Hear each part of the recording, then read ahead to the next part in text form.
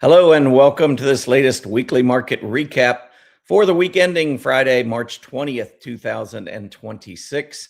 I'm Tom Bowley, Chief Market Strategist at earningsbeats.com. It's a pleasure to be with all of you again this weekend.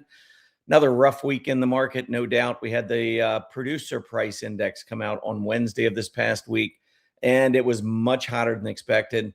And the bad news is that doesn't include what took place since the war and the rising crude oil prices. So the market was jolted by this inflation report. The PPI came in at 0.7%. That was the headline number. The market was expecting 0.3%. And the core number, when you strip out food and energy, rose 0.5%, higher than the 0.3 that was expected as well. So this was not good news. We also had a Fed meeting, and on Wednesday, the Fed, as expected, left rates unchanged, but really seems to be moving more and more. They're talking about maybe one more rate cut later this year, but there's a lot of dissent among Fed members about whether or not there should be any rate cuts. And in my opinion, one of the biggest problems in the market that we have right now, there's really two things that drive the stock market over long periods of time. You got earnings, which have held up pretty well, and I think probably will be better, be fine next quarter. But then you've got interest rates. And I think what's happening right now is that the stock market is revaluing companies based on the fact that rates are not going down the way that we thought they would. And lower rates make future earnings more valuable. And so when you start talking about not making those rate cuts, the stock market gets repriced accordingly. These are all things we talked about back in January. I mean, you got a lot of the big firms. I'm going to talk about a couple of them a little bit later in the show. But, all the big firms start changing their minds down the road. But this is something we talked about in January. We were expecting weakness, a challenge, a possible correction.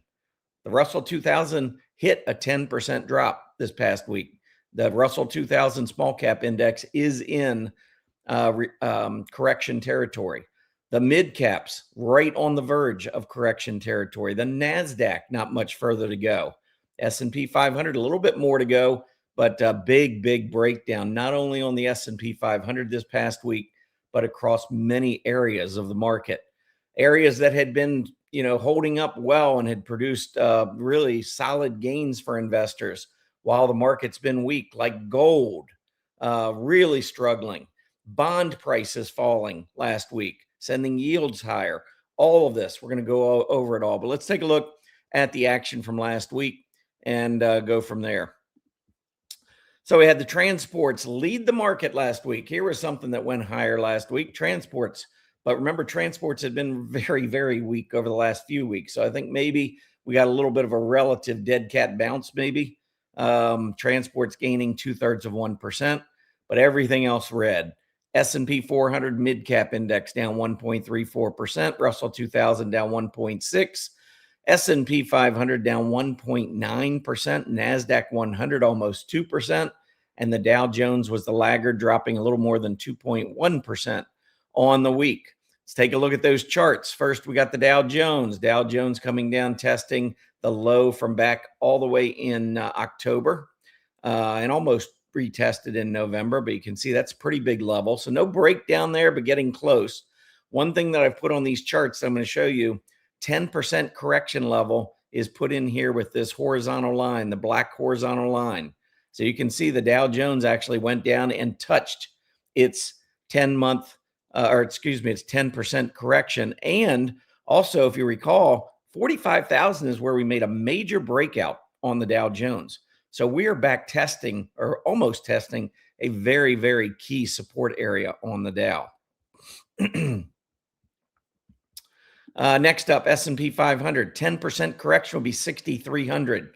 We got down as low as 6,473 on Friday, which was only less than 3%. So we're somewhere over 7% down from the all-time high from 7,002, which was our all-time high. So definitely moving in the direction. And as you can see, we actually violated the closing lows that we saw in October and November, which I think the October low close was around 65.50. The November was 65.38. So I've been telling members, watch 65.38. I thought that was where we were headed when we lost 67.97. Well, we got there. Not only did we get there, but we closed a little bit below. Now, if you notice, volume soared, but don't read too much into the volume because it was quad witching day. That happens 4 times a year. So the third calendar month of each quarter. So you got March, June, September, and then December. Those 4 months always carry exceptionally high volume when options expire. And that's what happened on Friday. So that was going to happen whether the market breaks down or not. So I wouldn't read too much into the fact that it was a breakdown on heavy volume because the volume was going to be heavy regardless. But still, we did make a breakdown, which I think from a technical perspective is certainly worthwhile noting. And I think it opens the door now potentially to the correction level and maybe even to price levels below. Again, this is stuff that we talked about back in January. I gave a number back in January. I'm sticking to it. I'll talk about it again on Tuesday. We got a big event coming up, but I'll talk to you about that in just a little bit. NASDAQ 100, 10% correction level, 23,564. You can see the breakdown on Friday, closing below 24,000. And we got as low as 23,759. So we were only 200 points, less than 1% away from hitting that 10% correction on the NASDAQ 100. Then we got the mid cap 400 correction, 3265. We went down as low as 3273. I'd say we essentially got to that 10% correction. It was probably like 9.8%, something like that. But trying to hold on to a very, very critical level right around the 3,300 level, closed just a couple points behind or below that. So we'll see what happens beginning of next week. Then we got the Russell 2000, 244 is the correction. We got down as low as 240. So we're well below the 10%. In fact, we were down more than 11%, close to 12% on the Russell 2000 as of or at the Friday low before we did reverse and come back up a little bit at the close. And then finally, transports. Transports had already taken a big hit. Already we're down more than 10%. You can see we were up over 20,000. So moving back to 18,000 would be a 10% move down. And we did that a few weeks ago. So transports already in that correction territory. So the bottom line here is, while all of the big firms were talking about how the market was going to go up in 2026, we at Earnings Beats were telling you it was going to be a challenge to start this year. First half of the year, maybe even through the summer, maybe through the first 9 months, were going to be a challenge. And talked at that point about the increasing possibility of a correction. I didn't think then, and I still don't think now, that we're going to see a 20% cyclical bear market. But we saw in April of last year, we were at a 10% correction, and literally in 3 days, we were at 20%. That's how quickly things can sell off when you have a volatile market environment, which we have. So I'm not ruling out the possibility of a cyclical bear market. Certainly wouldn't be shocking to me. It would only be the 5th one in Fed Chief Powell's tenure, which is unprecedented. And I'm not blaming everything right now on Powell, but certainly I think he's been a big part of some of the stock market issues over the last several years. But let's move on. Let's talk a little bit about the sectors last week. So energy and financials, the only 2 areas of the market that gained last week. Financials had taken a beating prior to that. So again, kind of like the transports, I feel like it was maybe a little bit of a relative dead cat bounce, if you will, because financials are not healthy. We'll look at that chart in just a minute. Energy really is the only group that I think looks strong right now. Surprisingly, technology has held on to some key support. And I'll definitely talk about that in just a couple minutes. And I find that to be one little silver lining in this market as we go down, is that we're not being led down by technology. Remember, technology had weakened back in the 4th quarter and to start the year. And that was one of the problems I had with the market. Everybody else was in January and February, most technicians talking about how that strong breadth, that was good for the market. You're finding out live why I don't pay attention to breadth indicators. So many folks wrote in to our YouTube videos and into us, at Earnings Beats, sending an email saying, Tom, don't you think this could be different because breadth is so strong? And I'm like, no, I don't think so. I mean, if you're trying to evaluate a market cap weighted index, you want to look at the companies that are high market cap companies. Those are the ones that influence it. Why are you looking at companies talking about all these great companies over here that are, doing well right now, but they have no influence in the index? The companies that have the influence are the ones that are struggling. So to me, it's common sense. I don't know. I always find breadth indicators. I like breadth indicators to confirm what I am seeing in the market. If the market's going up and we got good breadth, that's great. But breadth, in my opinion, provides no clue about the future direction of the market. To me, it's very much a lagging indicator, depending on what the market's doing. If the market's going up and we've got great breadth, that's awesome. But usually breadth doesn't come back down until the market has come back down. Or if the market's going up, being led by those high market cap companies, and breadth isn't doing well, folks are like, well, we don't want to get in the market because breadth isn't. Well, the S&P 500 is leaving the train station without you, because the S&P 500 is going to go based on whatever those large cap companies do. Anyway, I'm just not a fan of breadth, and we'll just leave it at that. 9 of the 11 sectors, though, last week were down, all of them down more than 1%. You can see down here at the bottom, consumer staples, materials, and utilities. Utilities had a horrible day on Friday, by the way, and I'll show you that. But the 10-year Treasury yield soared on Friday, breaking out to a new recent high. And anytime Treasury yields are going up, that's competition for utility stocks. Utility stocks are mostly for folks who want solid income. Not really looking for capital appreciation. That's really what many utilities provide us. And when 10-year Treasury yields going up, why bother? Why bother with utilities when you've got the backing of the U.S. government willing to pay you a lot more in interest? So usually when the interest, the 10-year Treasury yield moves like that to the upside, that tends to create some selling in that utility space. And that's really what we saw on Friday. All right, let's take a look at some of these charts. Communication services broke down to about a 3 or 4 month low right there. Consumer discretionary, this is a horrible looking chart. The November low, not only was it cleared on Thursday, but then it was added to on Friday. Big red filled candle, not good. Consumer staples broke down below key support level. See this recent high back in August?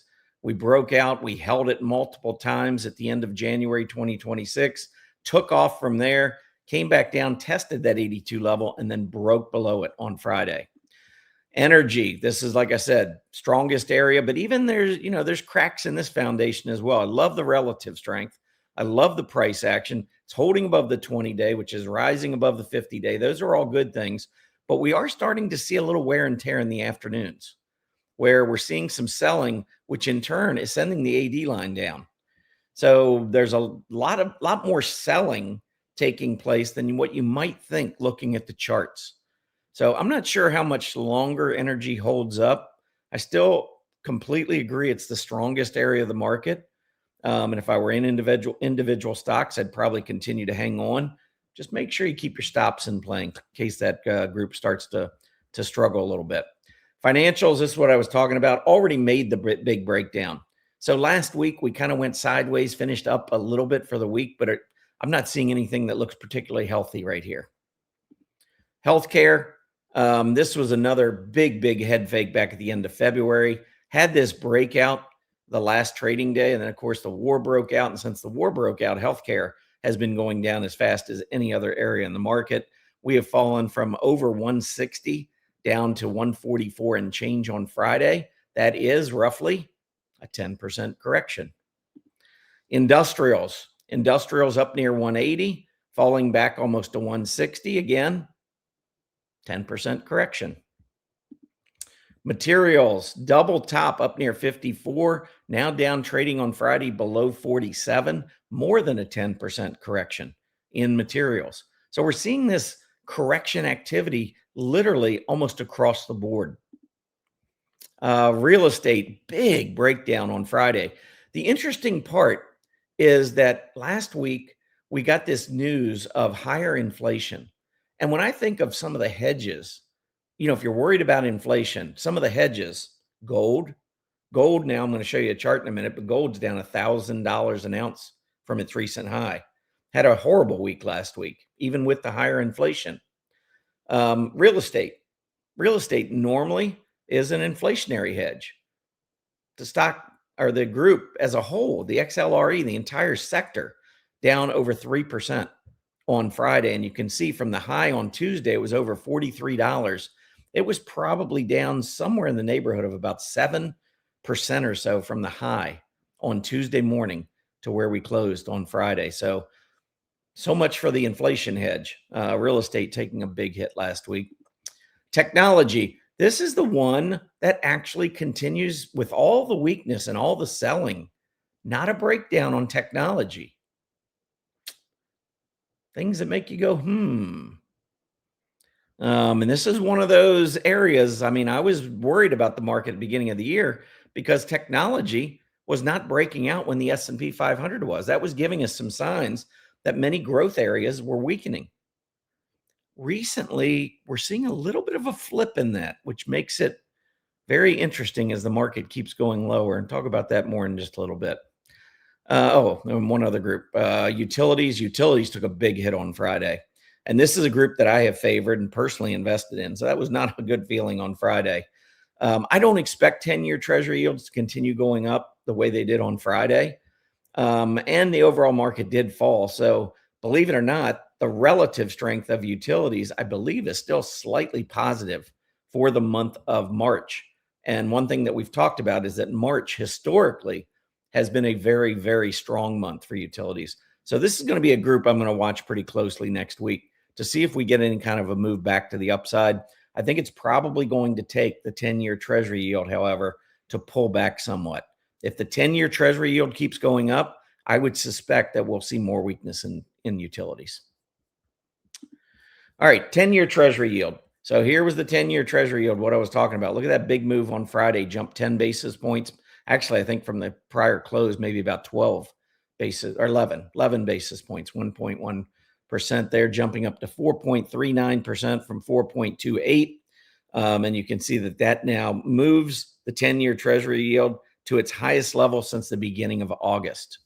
And of course, Treasury prices always move 100% inversely to Treasury yields. So if yields are going up, it's because Treasuries are being sold off. So let's take a look at the TLT. And there you have the price of the 20-year Treasury going down here, breaking the new lows. There's a TLH, which tracks the 10 to 20-year Treasury bond ETF. And you can see right there, a big breakdown below 100. First time below 100 since early September, and then the high that we saw back in the early part of August. So again, big breakdowns in bonds, big breakdowns in stocks. How about gold? How about a big breakdown in gold? Gold closing at its lowest level since back toward the beginning of the year. So 2.5 months. But here you can see we got up to over 5,500. Actually, on an intraday basis, touched 5,600. Came down and closed just below 4,500. So a huge, huge drop for gold, not only on Friday, but all of last week. You can see just in the last 3 days last week, gold was over 5,000 and dropped below 4,500. So it lost more than 10% just in the last 3 days of last week. And that was after the inflation news came out, the higher inflation. Again, normally what we see when inflation is rising, folks want to move into gold. When volatility is rising, folks want to move into gold. We had both of those last week, and gold went down 10% in 3 days. I don't know if that's a signal that gold trade is over, but it's certainly on the chart. I mean, you can see for the first time, the daily PPO exceptionally weak, accelerating selling momentum is taking place right now, and failure to hold on to some key support levels. We'll probably get a bounce at some point. So I think the question will be, when we do bounce, do we just go up to the 20-day fail and move to a new low? If so, I think this gold trade that we've seen for the last year, maybe even year and a half, probably has ended. But again, I'm willing to kind of be objective and just watch it and see from here. Silver. Wanted to also point out silver broke down. Remember silver up at $120 back at the end of January? It's now at 67. We're not talking about a 10% correction. We're talking about a 45% haircut, 40%. So, I don't know. Not very good action there, though, for sure. Crude oil prices. Crude oil prices continue moving up. That's continuing to lift energy prices. I think also continuing to lift the volatility index, which has continued to push to the upside. I'll show you that. So here's the volatility index. This has really been in an uptrend since back at the end of December. But after settling down earlier this past week, we got down to about 21 and change. Looked like, hey, maybe the VIX is going to move back down below 20. The market could start to rebound, kind of repair itself, and start to trend back to the upside. Nope, didn't happen. Instead, we had a big reversal back to the upside. We saw the VIX on Friday get back up above 29, getting close to the recent highs. This shows a high of 35 from a couple of weeks ago. That particular day, it was on a Monday after the crude oil prices had spiked. I never saw the VIX get up above about 32. So I'm not sure. I think on the daily chart, this shows 35, but intraday, I never saw it get above like 31 and a half, 32, something like that. But anyway, point is it's elevated. It doesn't matter to me whether it's 32 or 35, to be quite honest. When the VIX is above 20 and rising, that is problematic for the market. We've been talking about that. So don't be shocked when the S&P 500 breaks down. And if it continues to move lower, don't be shocked. All right. Big event coming up. If you go over to earningsbeats.com, we have scheduled an event for Tuesday. Is Wall Street manipulating this market? This is critical. If you've followed earnings beats for a while, you know back in 2022, we called for a cyclical bear market at Market Vision 2022 in January before the selling started. We said there could be a 20 to 25% cyclical bear market in the first 3 to 6 months. We lost 23% in 5.5 months. After that 5.5 month period in June, we saw the market going down, but a lot of accumulation taking place, and we called a market bottom June 17th. Everybody that was bullish at the beginning of the year had flipped and was incredibly bearish back in the middle of June. We were the opposite. We were ahead of the game calling the top. We're also ahead of the game calling the bottom. The S&P 500 rallied 700 points, or close to 20%, over about 2 months. And it literally bottomed the day we called the bottom, June 17th. All of this, in my opinion, and what we talked about back then, was because of Wall Street manipulation. We had analysts going on CNBC talking about how things were horrible. This this was bad. You want to be out, protect yourself, blah, blah, blah. Can't make this stuff up. Literally, they're doing that while the market was bottoming. And yet, every sign on the charts pointed to Wall Street actually buying while everything was gapping down, and all of the individual retail traders like you and me, well, we weren't, but a lot of retail traders were panicking. Market was going down. We were down 23% in 5.5 months. That's what drives panic, fear.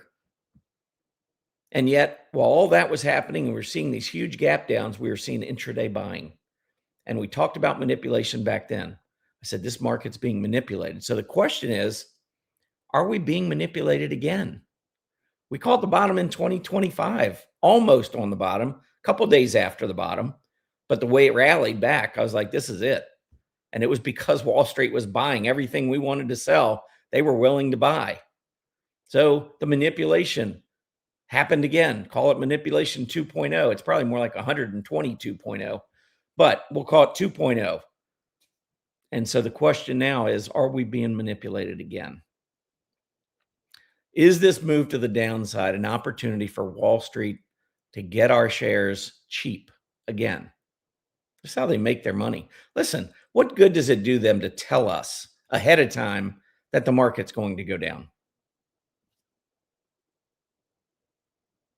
There's trillions of dollars at stake. Why would they want to help us get out first? Not happening. It's not happening. That's not the way the market works. This is set up. This is the biggest conflict of interest in the history of conflicts of interest. I mean, Wall Street is going to tell us, well, first of all, they're going to take positions for themselves and their wealthy clients. Then they're going to march their analysts, or as I like to call them, influencers, out in front of everybody, CNBC and everywhere else. They're going to tell us what the market's going to do. It's going to do this and going to do that, what we should be buying and everything else. And then they've got a market making unit back in their office that is taking the exact opposite positions of what people do in the market. So if there's a lot of people buying something, market makers provide liquidity. They're the ones on the other side selling when there are no other sellers. So doesn't that just make you wonder when they go on CNBC and they tell us to buy, buy, buy? This is a great company. You want to buy this company. And then you look and you see its AD line going down, the price pulling back. You're like, what the heck? Just saying. Anyway, big event Tuesday. If you click on this from our website, you'll come up to this page, name, email address. That's all it takes. It's a free event, folks. We try to give back to our community in many, many ways. Take advantage of this and come join us on Tuesday. Even if you can't make it Tuesday, it's at 5:30 on Tuesday. Even if you can't make it, 5:30 Eastern, by the way. If you can't make it, sign up. We'll send you a copy of the recording. So you make sure you can go back and look at it at your own leisure. Make your own decisions. You might disagree with what I have to say. That's fine. Just open your eyes, consider all possibilities. That's all I'm saying. Anyway, if you're on your mobile device, you can scan the QR code on your screen. You can sign up via your mobile device, trying to make it as easy as possible. All right, a couple more things before we wrap up. And this is where it really gets interesting for me and this whole manipulation thing. Because if you've been an Earnings Beats member for a while, you know that we talk a lot about the big Wall Street firms and their forecasts and projections, which I'm chuckling because to me it's hilarious. They start out the year and they, especially if the market's at a top or whatever, they just tell you how great things are going to be.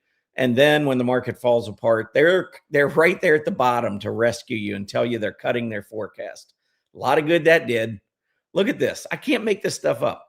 April 7th, 2025, at the market low, Bank of America and Oppenheimer both cut their 2025 S&P 500 forecasts.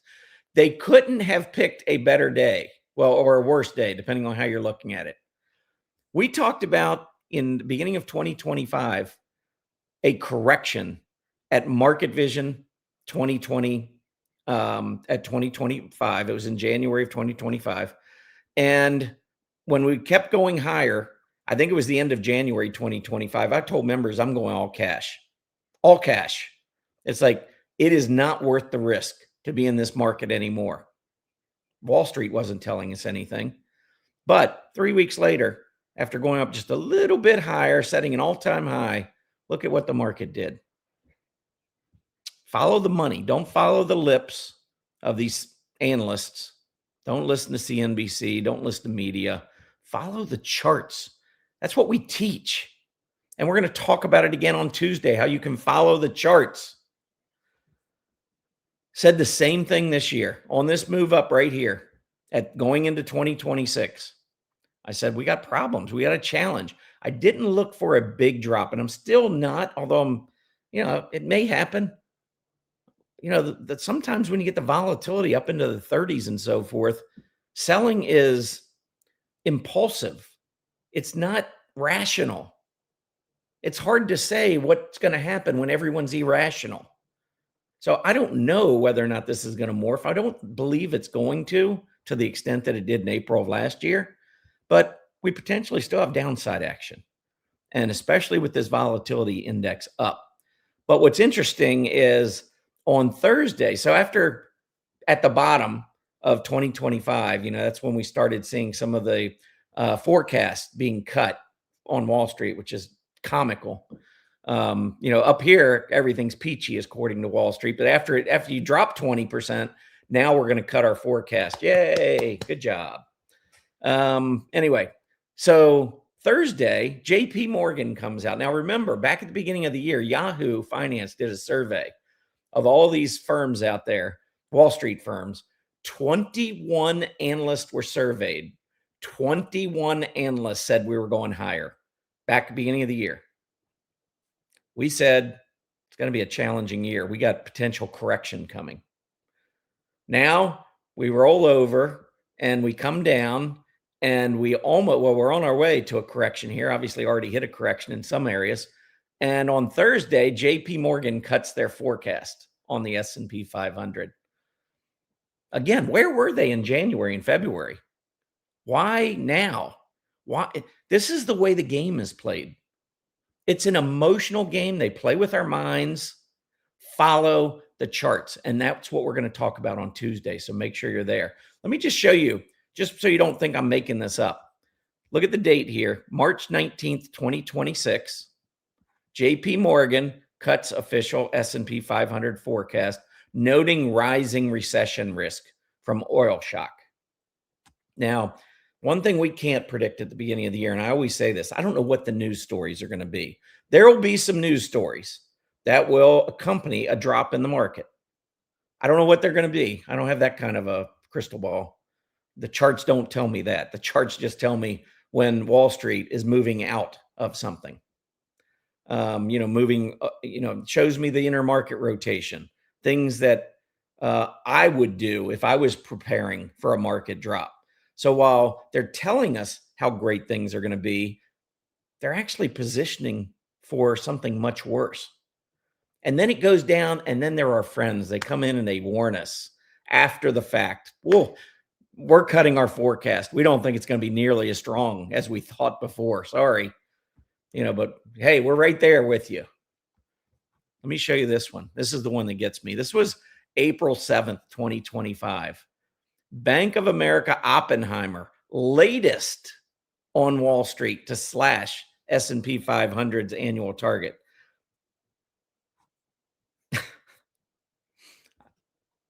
Do I need to even talk about it?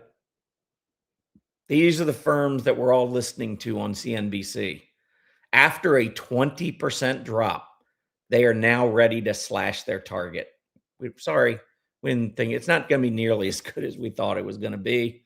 Bunch of last thing, I'm going to leave you with something bullish. Equity only put call ratio. I've been waiting a long time to see a 5-day equity only put call ratio reading of 0.75 or more. We hit it on Friday. We are now at 0.78. Why is that important? Well, a lot of retail traders now are believing that this market's only going to go down. So they're starting to trade a lot more puts and not as many calls on a relative basis. Why does that matter? Well, first of all, you're moving out of complacency. Now we're starting to get that reset in sentiment that we talked about at the beginning of the year. We needed sentiment to reset. And that means we needed folks to start to get more bearish in order to mark a bottom so that we can then turn back to the upside and continue the secular bull market that we are still in. Just because we're down a little bit and things are rough and emotions are starting to run a little higher and we have a war doesn't mean this secular bull market's over. Far from it. I think this bull market's going to absolutely pick up steam and take off probably later this year or 2027. We'll continue to watch it quarter by quarter and we'll let you know. But we reached a point of pessimism in the options market that we had not seen since back in, 0.73, almost 0.75 back in early April. Remember, that's when Wall Street was slashing forecasts. They're telling us, oh, it's horrible. We're going to lower our forecast. Well, at the same time, they've marked a low along with options traders. Options traders were getting very pessimistic at the same time. What do we have now? Increasing pessimism. Wall Street cutting forecasts. We're getting there. We're getting closer to a bottom. We might not be there yet. I don't think we're there yet. Short term, though, we're getting pretty close if we're not already there. When you start seeing readings up here, look at these readings. August and September of 2024, we got up to about 0.76 and 0.78. Look at this. Bottom. How about this one over here? Got up over to 0.75. Bottom. So look at where we are right now. I'm not saying we got a bottom because this can go up into the 0.80s, but we're probably getting very, very close to a tradable bottom. If we're not there, maybe by Monday or Tuesday, maybe we get there. If we continue to sell off and we see this option activity, more and more puts being bought, we are at least getting closer to a short-term bottom. So that's the good news after everything else I talked about today. I'm sorry, I report what I see, but this isn't new. This should not be new to you. We talked about this in January, December. Remember the beginning of December, we put our portfolios in cash. We've talked about this for months. Money's been rotating out of growth. I even said, and I've been saying for the last few months, that as growth stocks trade more and more poorly, it's an indication that we're not getting those rate cuts. Now we're starting to see more and more people betting on the fact that we're not going to get those rate cuts. Charts told us that a few months ago. Follow the charts and stop listening to the news. And join me on Tuesday. Have a great weekend, everybody. Happy trading.